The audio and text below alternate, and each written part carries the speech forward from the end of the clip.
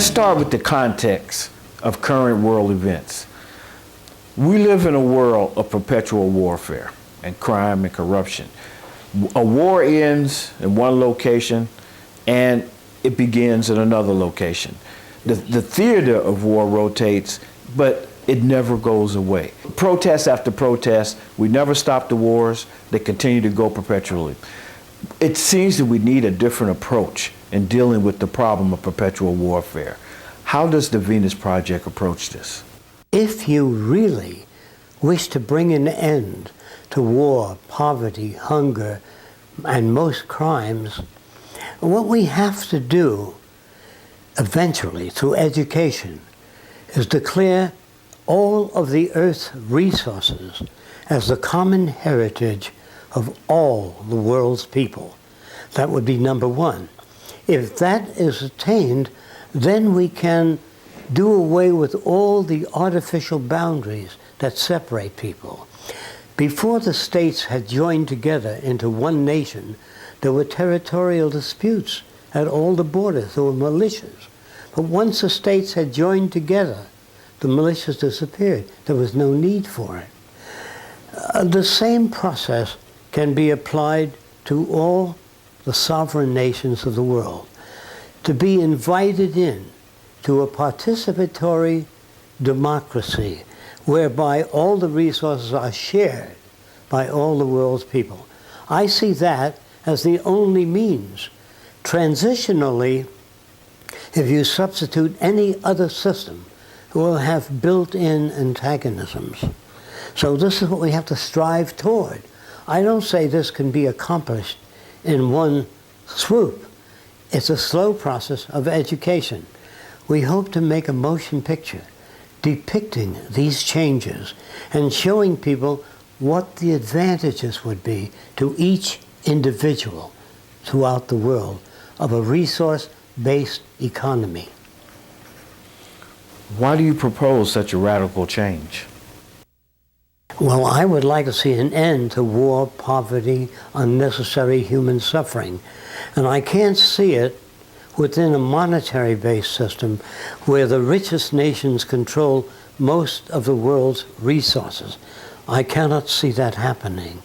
I see constant repeat of the same series of events: war, poverty, recession, again, boom, bust, and war again.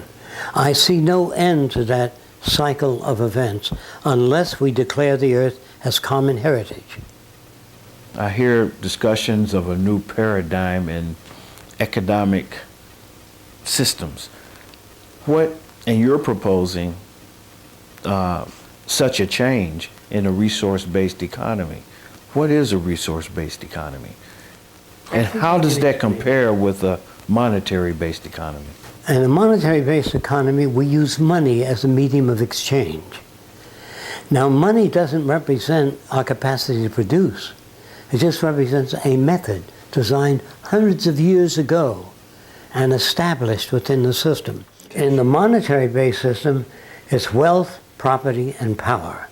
And that's the main directive. Now, today we say, how much will it cost? That is really the question. The real question is, do we have the resources to build that kind of project? Yes, we do. Do we have the money? No, we don't. We don't have enough money to wipe out the slums and build housing all over America and schools. Even if you taxed everybody, doubled it, we don't have enough money. But we have more than enough resources available to build anything we want to build. If you have difficulty with that, consider this. Suppose all the money in the world disappeared tomorrow morning. As long as there are farms, water, building material, we can build anything we want to build. It isn't money that people need. It's access to resources. In other words, it was necessary 100 years ago to use a monetary system for the distribution of products. Today, we have the technology to make those things available. What are we chiseling off each other for? Exactly what is a resource-based economy? A resource-based economic system does not use money, barter, trade, or any of the older systems that were prevalent. It's based on designing a culture that fits in with the carrying capacity of the world's resources. Anything else other than that will not work. It's like sending people to the moon without water and without food, operating on the assumption that the moon will provide. It has to be based, all science and technology must be based upon resources. And without resources, whatever planning you do, if you don't have the resources, is invalidated. So the resources must coincide with the industrial potential. How does the resource-oriented economic system, which the Venus Project promotes, how does that offer a different approach to our society? It would change the basic outlook of people. There would be no such thing as unemployment, no such thing as war, no police, no prisons, no banks, no money, but people would have access to new housing, education, health care, and all of the things we don't have access today without putting out a great deal of money. So when you say no money, no banks, you mean that there will be no debt, no credit, no barter, no form of monetary exchange By any individual or group. And no inventions would be owned by corporations. They'd be in the public domain. So you can't make money on new cancer treatment. You can't make money on anything that should be in the public domain. And we think everything should be in the public domain. So I see how that relates to the effectiveness in reducing the emissions that are destroying the ozone layer. There's no profit motive, so there's no reason to continue that behavior. I can see how it would reduce the destruction of our rainforests because there's no profit motive. There's no reason to destroy the rainforest. We have no restraints from finding alternatives that don't damage the ecosystem. Recycling, huge problem with waste, non-recyclable waste. Without the profit motive, we have no reason not to develop eco-friendly products. Yes, this is so. The decadence, the moral decay of the pool of people that we choose our political leaders from. We don't choose them. Mostly the establishment does the choosing. So we would eliminate, we would step away from the constraints of capitalism in a resource-based economy. Yes. Nothing less will do. There's no compromise middle way. Until you have common heritage, you're going to have all the same kind of problems, more or less. So modified or enlightened capitalism will reduce the problems only minimally. So in a resource-based economic system, you're saying that territorial strife would be diminished. Gone. There's no basis for it. And to protect your property, you have military and police. Since you don't own anything in the future, you live in your ideal house, you drive very well-designed cars, and when you get out of that car, it goes to service automatically, it's maintained. You don't want to own anything. What you really want is access to things when you want it without waiting in line. And that's what I'm talking about. I'm talking about making things available to people. You don't want to own your golf clubs. You want them there when you want them. When you go to the golf course, you want to be able to select whatever clubs you like, whatever you like to work with. And that's what you really want. When you go down to the yacht basin, you want to get in a cabin cruiser, go out with your family. You don't want to fill out any forms.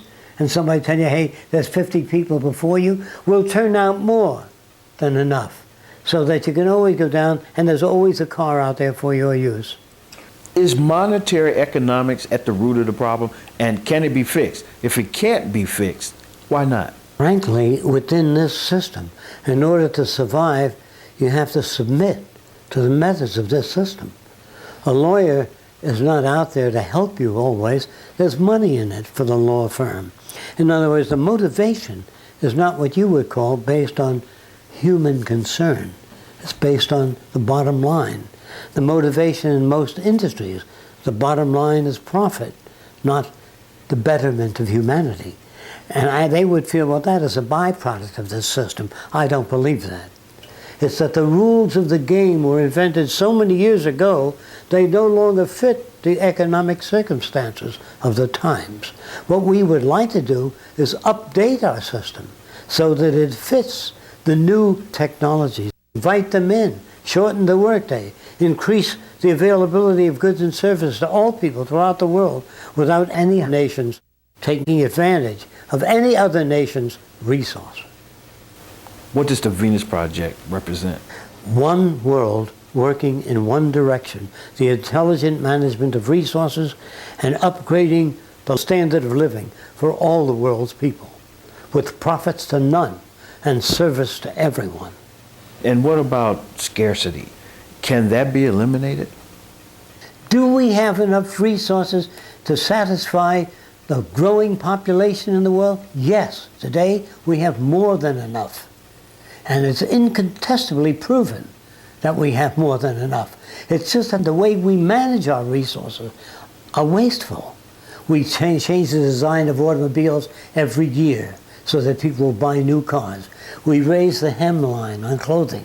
We change the spring fashion, the fall fashion, the winter fashion, so you will buy things and constantly be involved in purchasing things.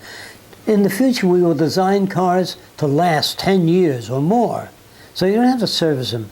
So we will engineer, innovate, and make newer things designed not to wear out and break down. What about human nature?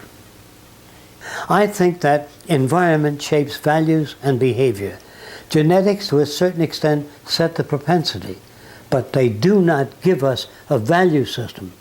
Genetics is not responsible for greed, bigotry, racism, prejudice. All that is learned. So if you don't alter the condition that generates that, I don't see a solution. What the Venus Project advocates is the redesign of our culture so that those conditions no longer exist. Who makes the decisions? Instead of formulating a decision, as we do today, we will arrive at them. That is, a method similar to that used in engineering, where you put something to test in order to find out or evaluate a particular situation. Decision-making then in the future will be based upon actual studies on human need, protecting the environment, and manufacturing goods and services with clean technology. Who decides who gets what? You do. You go to the Access Center, look around, and if there are things that you would like to have, you put in a request for them. That's simple. You're talking about, if I read you correctly, you're talking about no money, no credit, no borrowing, no debt, no bartering. Where's the incentive? No war, no territorial disputes, crime reduction by about 90%, the end of fear of economic deprivation or losing your home or illnesses which you cannot afford economically to take care of. All that comes to an end. If that isn't a good enough incentive, I don't know what is. A lot of people are brought up to believe that money is the driving force that generates incentive. It also generates incentive for corruption, embezzlement, taking care of your brother-in-law, unfair practices, racial discrimination. So I'm saying that, yes, money does produce incentive, but it also produces all the other factors, which are generally left out. I would say the people we remember in history are not the people that made a buck or made lots of money. They are people that have given their lives to benefit the lives of other people without financial gain. Mother Teresa, Christ, Gandhi, Martin Luther King didn't march in the South because there's $2,000 deposited in his account. He did it because this is what he believed. And I would say all the great achievements throughout history did not come from monetary systems. It came because people believed in what they're doing. Advocating a public library doesn't bring money to anybody, but it brings education to everybody that couldn't afford books. So I'm saying the real people that we admire are the people that we build statues to, who did public works not because of monetary incentive. I'm afraid of people that do things for money. I don't feel secure about it. Would the election of people with higher moral content solve the problem? No, because even if you succeeded in electing people of unquestionable moral character, if we ran out of resources, there'd be lying, cheating, stealing, and artificialities. It isn't moral character that we need. It's the intelligent management of the Earth's resources. The real future depends on our ability to solve scarcity problems, overcome those problems through our own creative ingenuity. So how do you envision a transition into this type of system? If you keep bringing in machines and replacing human beings, we call it downsizing today, the majority of people in America and throughout the world will not have the purchasing power to buy goods or services. This will bring an end to the old monetary system. I would see economic collapse as the only system that'll bring people around to say that, gee, I see that the people I've elected into political office are not competent enough to get us out of this problem, and they'll be looking for other possible alternatives. This is when the Venus Project comes in. The more people know about it, the more likely that it may be installed. The Venus Project does not say this is what the future will be. All it says is this is what the future can be if we accept the postulates and proposals of the Venus Project. What we need are seminars on problem solving, how to accomplish each successive phase of human development. And that is what the Venus Project has to offer. The methodology of how to achieve a higher standard of living for all the world's people without the creation of uniformity or standardization or subservience to an elite form that manages government. We have no elitism. We have no government. We have no police, no prisons, no armies. There's no need for it in a resource-based economy. What problems stand in the way of us implementing this type of transition? Traditions, habits, indoctrination, propaganda. We are all propagandized to accept our system as the best system. We are all given stories about the culture, our cultural history, and which has left out the detrimental aspects. All societies tend to support the dominant values of that society. There is no such thing as an objective society. If there were, you couldn't have German scientists making weapons of destruction, American scientists, British scientists, Dutch scientists, French scientists working in serving their government. Real science has no allegiance to government. It only has allegiance to methodology. We're using our finest minds on weapons of destruction and methods of maintaining control and dominance. So this is not a loyalty to the Fresco system or loyalty to the Venus Project. I'd be against that. You have loyalty to the earth and all the people that live on it. How do we overcome the fear of losing our jobs to machines? In a money system, it means you can't pay your rent, you can't eat. And you can't buy a car, and you can't buy anything you need. In a non-monetary system, in a resource-based economy, when the new machines come in, we lengthen your vacation time. We shorten the workday, make more goods and services available to you, many more options to choose from. So there is no threat. It's only in a monetary system that machines can threaten your survival or purchasing power. Who will do the manual labor? During the transition, it'll be done in a manner similar to the way it's done today. Humans working with machines. After the transition, most machines will be designed to intelligently carry out a given project. But I have trouble imagining a system without some form of government. At a time in the future when computers will replace government, they will arrive at decisions by being interconnected with production, agriculture, transportation, and human need. Therefore, the decisions, instead of being arbitrary, are based upon real physical needs. In such an advanced technological world where automobiles operate themselves and buildings are self-directed and the computer controls just about everything else, what will people do? The options that are being put forth on your video sets and your computers are so many. You can go back to school, study anything you want to study, get into marine sciences, practice any hobby you want to. You are the one that will select how you want to use your time. Based on the projections of the Venus Project, how do you envision the world tomorrow? The appearance of the world of the future will be based upon the newer technologies that evolve. And the shape of the cities will be based upon the kind of environment people would like to live in. And the machines of the future will be based upon energy determinants, that is, the energy available and the kind of energy we can tap into to make more things available to people, not only materially, but spiritually, and also with concern for one another and the environment. To an individual not familiar with the Venus Project, it seems like high tech, all kinds of new technologies installed, and they wonder, where do people fit into this?